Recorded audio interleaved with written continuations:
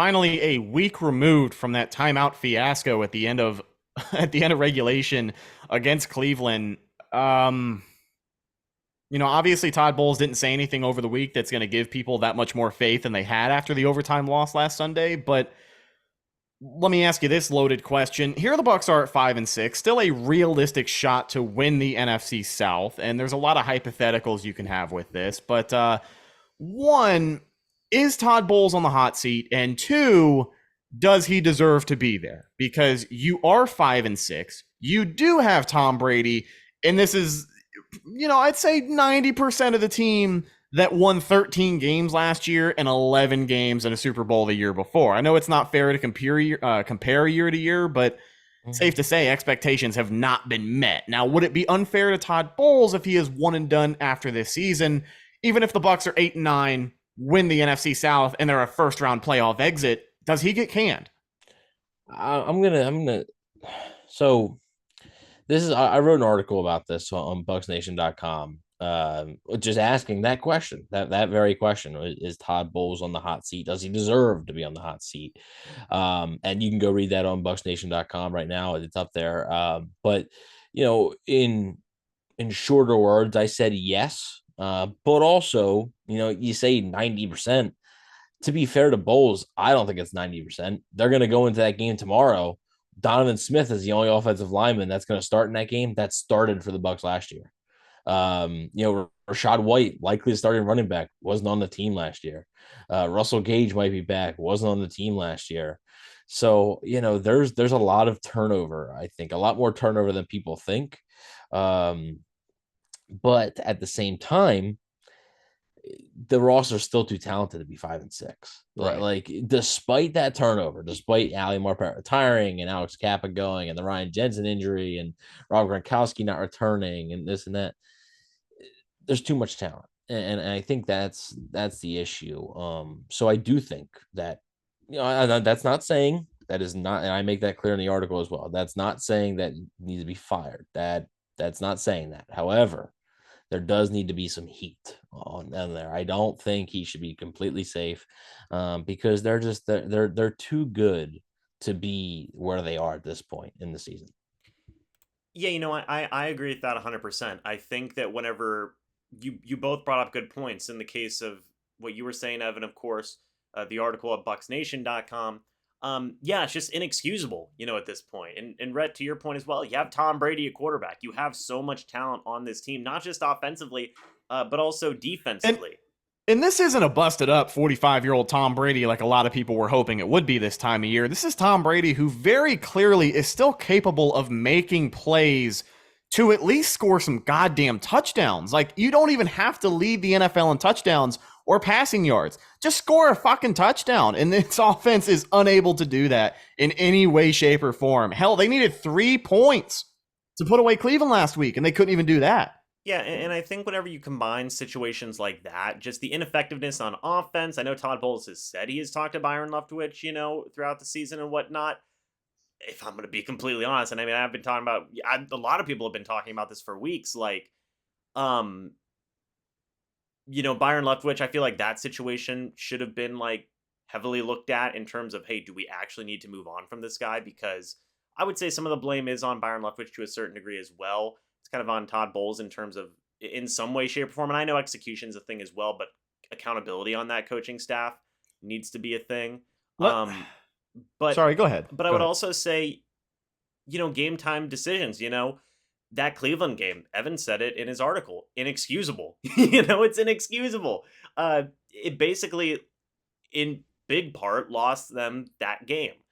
And what was worse was the explanation. Oh, he didn't want to throw an interception. And everybody's talked about it, laughed about it to death, but like, Tom Brady's your quarterback, and you're worried about throwing an interception. Not only is Tom Brady your quarterback, but the same Tom Brady who, let's be honest, threw a fair amount of picks his first 2 years in Tampa. I mean, nothing, extraordinary like we have seen in the past, and nothing that was downright criminal, but he had a couple of picks. He has 2 this year. 2 interceptions in 400-something pass attempts. Like, the math just isn't mathing, my friend. And I hate to cut you off here, but I'm probably going to go on a rant about accountability in this coaching staff, because this is where I have lost faith in Todd Bowles and Byron Leftwich. I mean, obviously, not every coach is going to be great at talking to the media. Todd Bowles is obviously not one of those coaches. But you had mentioned accountability, and we talk about holding people accountable for what the Bucs look like in 2022, and there's absolutely none of that. And a point, basically a line that was drawn in the sand for me, was when they were asking Byron Leftwich about some of the things that had gone wrong and maybe the timeout management, and he delegated his responsibilities to someone else. Like they asked him what happened there, and he's like, "Oh, that's a Todd Bowles question. That's a head coach question."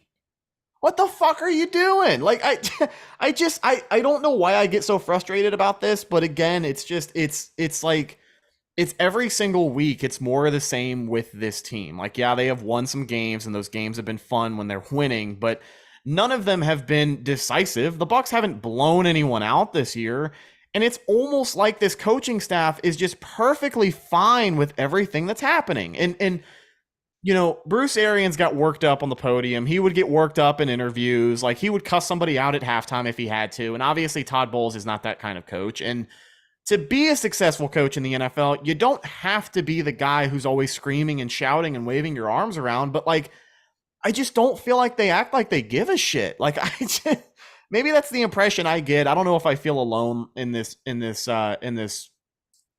opinion, this hill that I'm willing to die on, but I just don't feel like there's any way this coaching staff is really going to rally and figure this thing out at any point in the season. I just do not have the faith that they are going to lead this group of players well enough to do that. Like, am I alone in feeling that way? Do you guys kind of get what I'm saying? Am I really off base here? Like, what am I missing? Well, I understand what you're saying, then I'll toss it to Evan, but I did want to add something, Evan, to your point, there's been a lot of turnover, right? A lot. But there's still a lot of talent, again, to what you had said.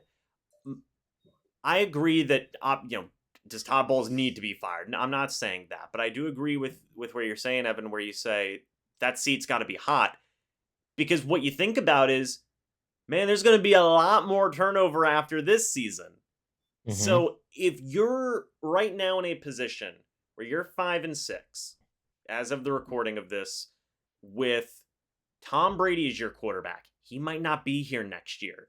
With all these other players that you have, who all of them might not be here next year, or in the next couple of years. I mean, you got Levante David's a free agent, Jamel Dean's a free agent, Sean King brings up all the time, Mike Evans, they're getting older, like you're getting another year older, like. Right. So if you're 5-6 with this team right now, you're struggling with this much talent. How are you supposed to sell on the idea of, no, it's okay, we're going to get better? How? With different personnel? You've already got good personnel. And if those guys leave, how can you sell that this is supposed to get better in future seasons? That's kind of my question with that. So that's something I was just wanted to bring up, and it's an interesting conversation to have. So I agree that, and Evan, I'll toss it to you, with Bowles, does he deserve to be fired, at the end of the year? We'll see how the season ends, if they don't make the playoffs, that's a whole different conversation. But should the seat be hot? I would say yeah. So Evan, what do you think? Should at least be warm. Yeah. Should at least be warm. So in the previous 2 years when Tom Brady came to town, we're talking about the Tom Brady era here. The Bucs were 24-9. That was their record in the regular season. 9 losses. With 6 games to go, they already have 6.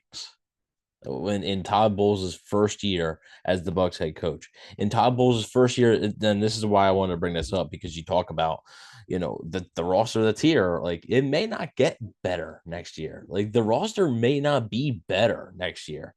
Todd Bowles' first season with the Jets, he went 10-6. Okay. He was with the Jets for a little bit longer, and then he went 13-34 after that first season with the Jets. Now, some of those Jets teams were not very good, but that might be the case that the Bucs are in possibly as soon as next year. Will they have talent? Yeah, but like if Tom Brady leaves and let's say they don't go out and get a stud at quarterback. Let's say they want to roll with Kyle Trask. You're rolling with an inexperienced quarterback. Who's to say, like, if you're 5-6 with Tom Brady, what are you going to be with Kyle Trask next year? How many times has Brady sort of bailed you out right now, right? And I think that that's a big issue. And that's what has me concerned, not so much even about this season individually, but like long term, feels like it'd almost be a waste of time.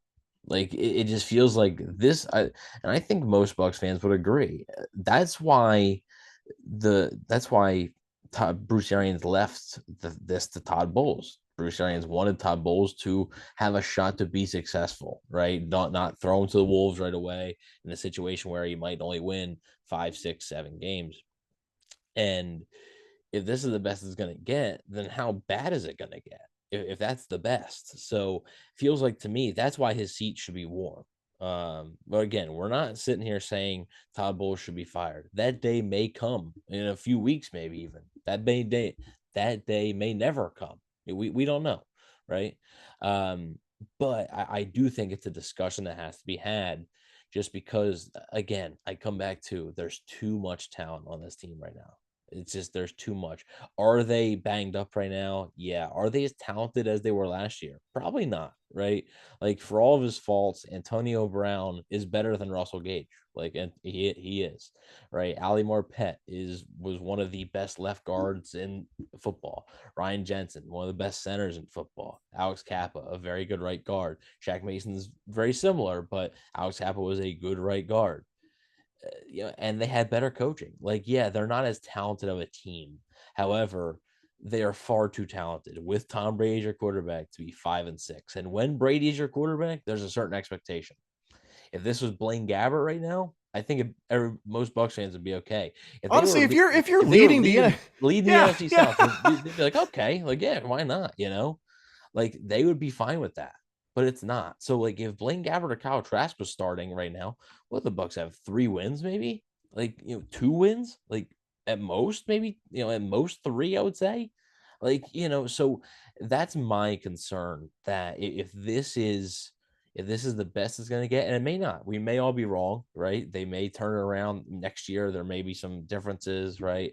Next year they may be, pretty competitive, but if this is the best it's going to get, because if this is the best this roster is going to get, then how bad are the next 2-3 years going to be? Like, is it just going to be a bunch of wasted time? So I think the Glazers should be considering, being proactive instead of reactive.